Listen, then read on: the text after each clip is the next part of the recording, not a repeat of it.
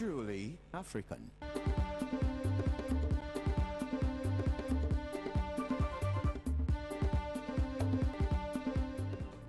He has labored, he has suffered to lead his people into the land of freedom. He is the Redeemer and matters that should really confront us as members of parliament is what we are going to apply the monies on. The bill provides that they are going to apply it to the development of physical infrastructure. That's number one. And we do know that almost every week, in particular on Fridays, questions are filed relating to the development of roads in the various constituencies. Questions are filed relating to the construction of boreholes, the delivery of potable water, extension of electricity to places hitherto unserved, construction of health facilities. And so we are not in disagreement.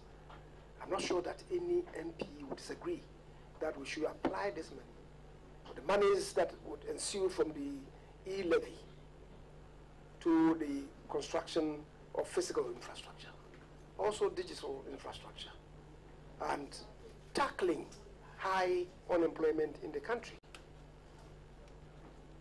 The bill provides that the monies will be used to grow entrepreneurs, especially young entrepreneurs. I'm not sure that anybody in Parliament will be against this. And we are escalating our debt burden, going out to borrow. If we have to do revenue mobilization inside the country, what it means is that we will curtail the rate of borrowing and thereby curtail the increasing debt stock. Who in Ghana, which MP would say that he doesn't like this? So colleagues, I believe we are adding them on these matters. Now, what Parliament ought to be looking at is reportage. How much is coming? How are we applying those revenues? And I think that Parliament's oversight responsibility should come into play, which is why what we're discussing, which were put together by one of our colleagues on the other side, in the form of amendment. He left the chamber not to move the amendment. But because we had bought into the spirit, even in his absence, we brought it back to the front burner and moved that amendment relating to Parliament's oversight responsibility. But the minority are making a fanfare of the fact that we are saying that because of the application of the E-levy is an all-in-all facility, it's going to operate like Akubam, Utiya Akubam, Unayo Akubam. The funny thing of it is that when the ranking member was reciting this poem, when he said Akubam, Utiya Akubam, instead of touching his head, he touched his ass. That's on the funny side. But why are they saying that? You see, the E-levy, we are not creating a fund for the E-levy, like the Petroleum Revenue Fund. Now, the revenues that would ensue from the taxes will be commingled with other revenue sources into the consolidated fund. So, bits and pieces of it will go into health, bits and pieces of it will come to Parliament, bits and pieces of it will go to education, bits and pieces of it will go to roads. But for roads, we are insisting that perhaps when we come to it, we may even demand of the finance minister to declare to us that maybe about 20% of it should be dedicated to road construction. So, colleagues, if the money, the revenues are going to be commingled with others into the consolidated fund, and you need money for the construction of maybe a health facility. Some amount is given to you. It contains some aspects of the E-levy taxes. You need to construct an educational facility. The money that is given to you contains some bits and pieces from this. One would be right in saying that, yes, it's going to provide some space for the construction of physical development.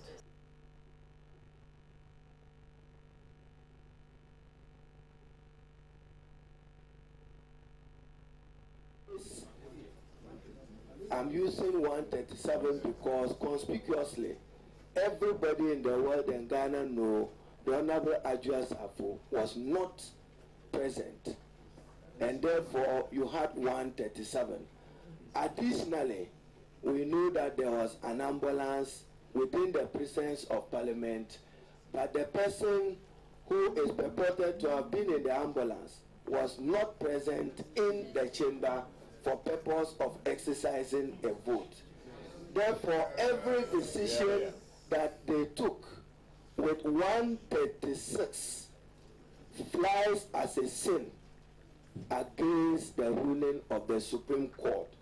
And for emphasis, I'm going to read page 12 of the Supreme Court ruling, when it said, there is a second quorum provision found in Article 1041.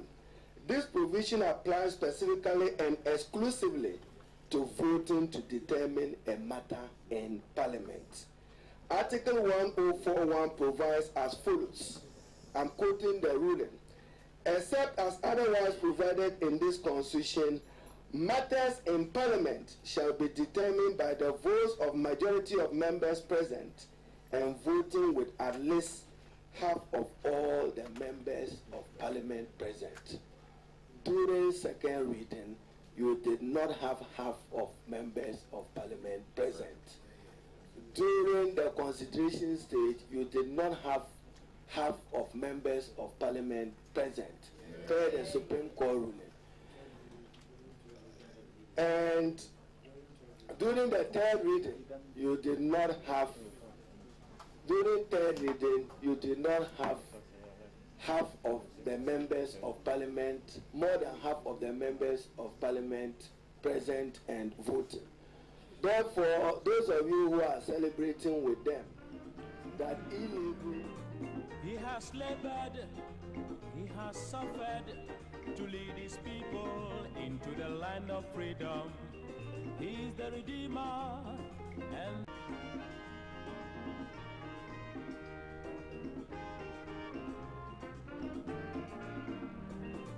he has labored, he has suffered to lead his people into the land of freedom. He is the Redeemer and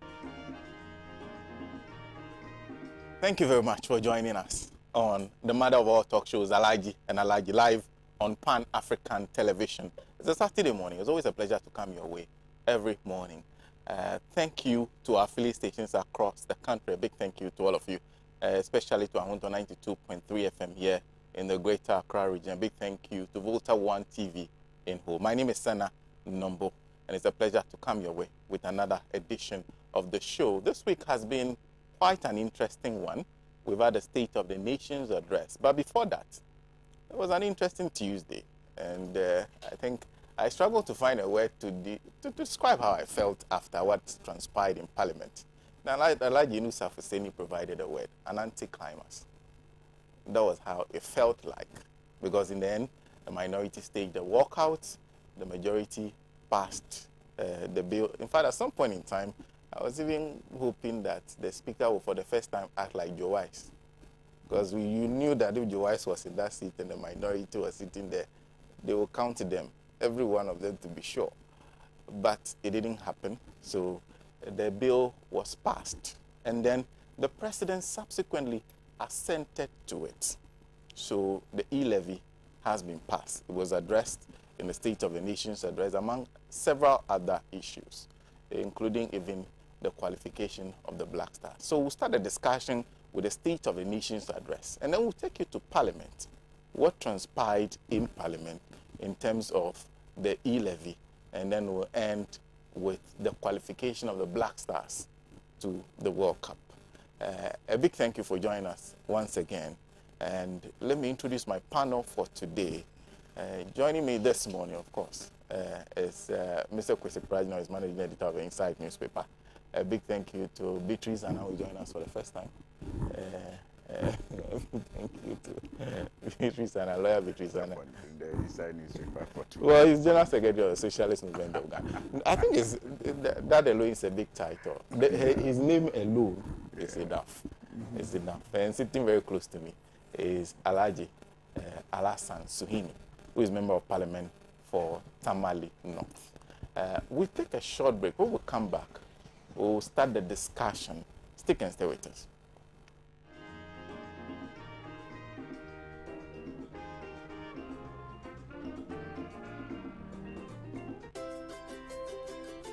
Trasacco Estates, home to Accra's most beautiful and luxurious homes, presents its newest addition, Trasacco Springs, a premium master planned community of service plots surrounded by an exhaustive list of amenities. The gated community of Tema to Accra Motorway presents you the finest opportunity to own a land that suits your preferred size, budget, and payment terms. Trasacco Springs is open to you for development. Our on-site sales executives are ready. Call on 055 659 2658.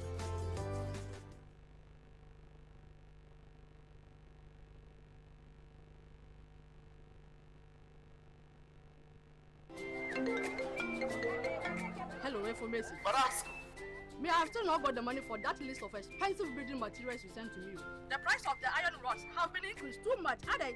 Madam, relax. Look, that's not why I even called you. I just visited IPCP, where the engineers told me everything about Trasacco fast floor. Chawanko, please, those people are expensive. Are they not the people building those big houses in town? I beg going to catch Madam, in fact, I used to think the same until I visited their office today, and they gave me an estimate of how much it will cost. No, the estimate is free. It's cheaper than the one I even sent you. Wow. Building contractors, foremen, masons. Visit IPCP, the Trasacco Fast Floor. Engineers will assist you build an affordable, faster, and stronger building. Oh, madam, it is done. Wow. Trasacco Fast Floor. Stronger, faster, and affordable. This is a Trasacco construction product.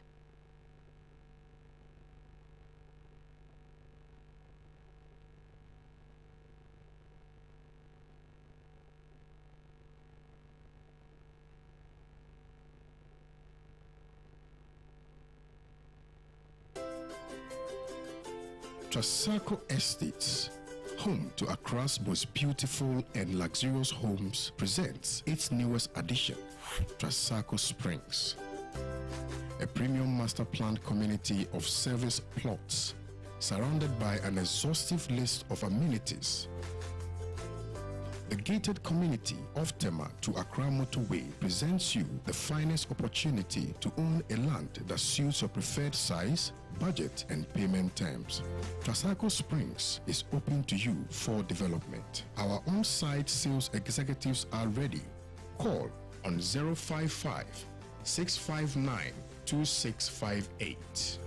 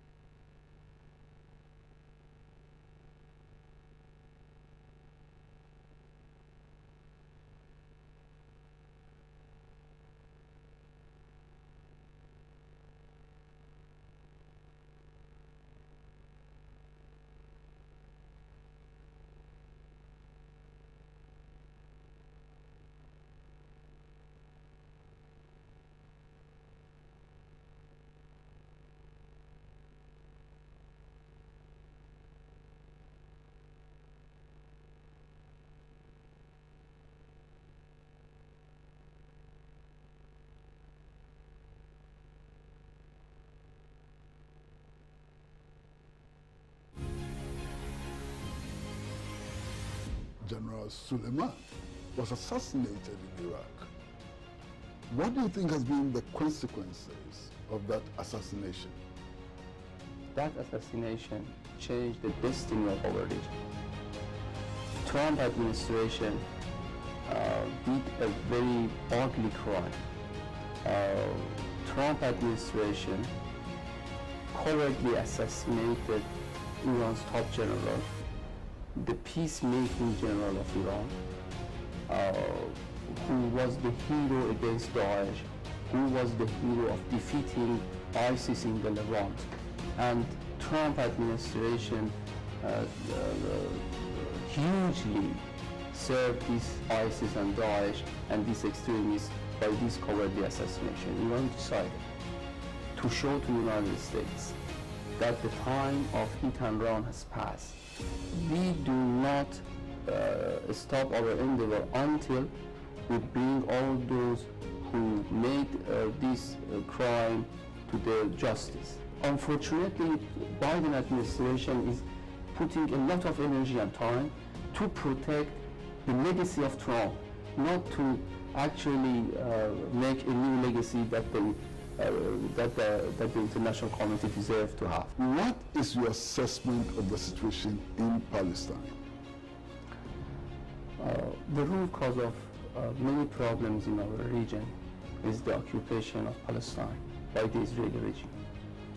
Decades of unsettled dispute in Palestine has caused a lot of accumulated problems. These unsettled accumulated problems in the occupied territory has caused a lot of difficulties. Israeli regime has waged different wars against its neighbors and still is trying to terrorize the whole region because this regime has shown to everybody that in peace it cannot survive.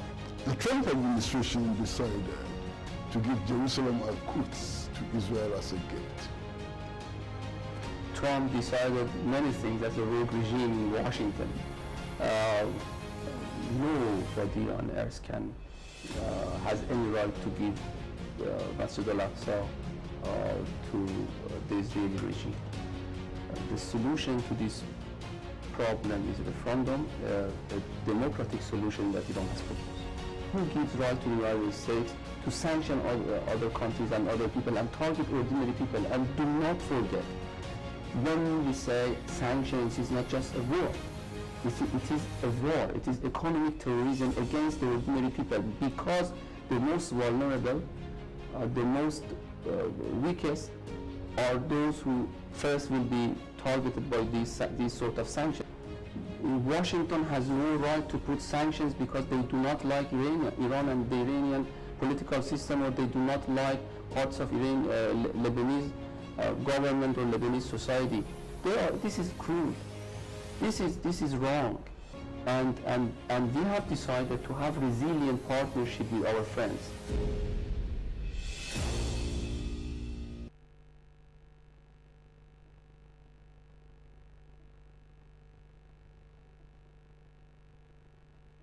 He has labored, he has suffered to lead his people into the land of freedom. He is the Redeemer and... Welcome back from that break. If you just joined us, the mother of all talk shows, Alhaji and Alhaji, and we are live. Well, we'll start the discussion with the matter of E-levy. In fact, I think on the day when the minority staged a walkout, Alasan Sweeney made a post, was sort of agreeing and saying that I had no choice, plus I disagree with the stance and everything. Today he's seated right by me, so I'll start with him. Good morning. Good morning, Sena, and let me say good morning to Beatrice and Uncle Kwesi. And good morning to our viewers, especially the very good people of the Tamale North constituency. It's always a pleasure to be here. And let me start by addressing the post on social media that you referred to. Just as you said, it was difficult to explain one's feelings, you know, after it had been passed. I felt that we were not playing with a group of people who are principled.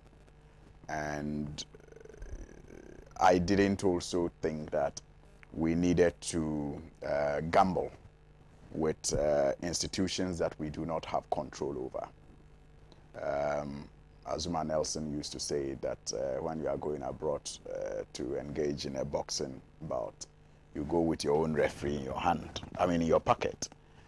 So I thought that the people of Ghana had come to the understanding that the government was determined to use whatever means, including even putting the life of a sick person at risk, to impose hardship on the people of Ghana. And so I didn't think that, we should have walked out, but you work with, a group. And in the end, it was a strategy that remains to be vindicated. In the cause of war, there are many strategies that are put on the table. One thing that I would want the people of Ghana to take away from all of what has happened in relation to the E-levy is the unmistakable position of the minority to resist the government in the imposition of this tax that we believe will cause hardships. That position must not be misunderstood by anybody. In protecting that position, a number of options have been, adopted. For example, our first approach was to reject the budget policy. Another approach was to, approve appropriation but target the bill. And we succeeded in, frustrating the government from going ahead, thanks to some other problems that they also had in mobilizing their members. So every step of the way, we reviewed our strategy. And the walkout was part of the strategies that we decided to use on that day. And I fully support that decision, even if I had reservations about it. But like I said, it remains to be proven, or it remains to be proven if it was the correct decision. Because I would have used another strategy because I don't trust our court system, one. And two, I do not trust, the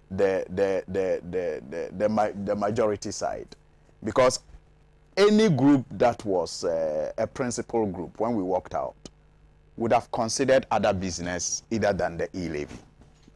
Because it was known to them at the time that they did not have a quorum, per their own arguments, to take decision. Not our arguments. Per their own previous arguments, it was known to them that when we walked out, they did not have a quorum to take a decision. And the decision to walk out was to play them against their own previous stance. Because you recall that when we, together with Speaker Bagbin, presiding, rejected the budget policy, their reason for determining that our action was illegal was that we did not have at least half of members present when the question was posed. And by their interpretation of Article 104 of the 1992 Constitution, for a decision to be taken in the House, you need at least half of members present and voting. So based on that, their argument was that we were 137 and Speaker Bagbin was wrong to have put the question for us to take a decision on whether to approve the budget policy or not. So, therefore, they declared, when First Deputy Speaker presided, our action illegal and went ahead to rescind our decision and then approved the budget policy. Now, this is what necessitated Lawyer Abdullahi to go to court to seek interpretation on Article 104 of the 1992 Constitution on two issues. One, on the eligibility of the Speaker, or the first Deputy Speaker to vote. That was the first, interpretation he was seeking. Whether the first Deputy Speaker or the second Deputy Speaker have the right to vote when they are presiding. Then the second, issue that the Supreme Court addressed was the issue of quorum to take a decision. We have always worked with quorum to do business, which is under 102. But the Supreme Court interpreted 104 to define a second quorum when you have to take decisions, and agreed with their position that to take a decision in the House, you need at least half of members present and voting. So our decision to walk out was to play them against their own previous arguments, and by extension, the position that has been taken by the Supreme Court, which is now law, because every ruling of the Supreme Court is, part of our body of laws. So like I said, it remains to be proven if it was the best approach, because the matter has gone to the Supreme Court. And for me, what is reassuring is the fact that, heads or tail, trust me, as a minority, we will win. This case is a test case for the Supreme Court. For them to vindicate some of us who have always been suspicious about their, sometimes ability to interpret the laws to suit the agenda of government. They may either vindicate us or, damn us, depending on how this ruling goes. So that's why I'm saying heads or tail, we win. Look, I was telling somebody that we either win in Parliament or win against the Supreme Court. So if the Supreme Court agrees that their earlier ruling in the case involving Abdullahi is what Parliament should have gone by in the adoption of the E-levy bill, it will mean that the majority was wrong and that we do not have a law known as the E-levy law, even if the president has signed it. If the Supreme Court proscribes it, that is what it's going to be. It will not be a law. If they also say that, well, if they find another reason or justification for the majority's action and make nonsense of their own ruling, that says you require at least you require about half of members present to take a decision. Well, the people of Ghana will digest that ruling and come to a conclusion on whether or not the judiciary is biased or not. Now, let's be clear about something, because I've heard some of them argue that at the time that the Speaker put the question after the second reading, some members of the minority side were still, in the chamber in their attempt to walk out. That may be correct, but long after we walked out, they engaged in amendments that were, parts of the consideration stage of the bill. Then they did the third reading. And indeed, it's after the third reading that the Speaker drops the gavel and indicates, after a voice vote, that the bill has been passed. So the second reading is not the stage where the bill is passed. So even if they get away with the fact that maybe they have video evidence of some of us still on the floor at the time the Speaker put the question during the second reading, it's inconsequential, because the bill was actually passed after the third reading, long after we had walked out. And they did not have 137 members on the floor. And I say they do not have 137 members because it is also yet to be proven that the Minister for Chieftaincy Affairs was actually in the chamber. What we know is that there was an ambulance, in the presence, on the presence of Parliament. And the suspicion was that he was in that ambulance. But on our side, nobody saw him. And at the time that we were walking out, he was not in the chamber. And I have not seen any media report that showed him in the chamber. So we are convinced in our mind that at the time that they took the decisions that led to the passage of the E-levy, they were not up to 136 members in the chamber. And if the Supreme Court ruling is anything to go by, then what they did should be considered null and void. But I will leave it to the law to determine that. Now, let us look at what the minority done over the, period from 2021. This is a very responsible minority group that has indicated every step of the way that in taking every decision, the interest of the people of Ghana and our democracy are expected to play. So we could have behaved like the New Patriotic Party when they had issues with the results declared by the Electoral Commission in 2012 in favor. The need for us to support democracy court and then of how our democracy and our laws should work.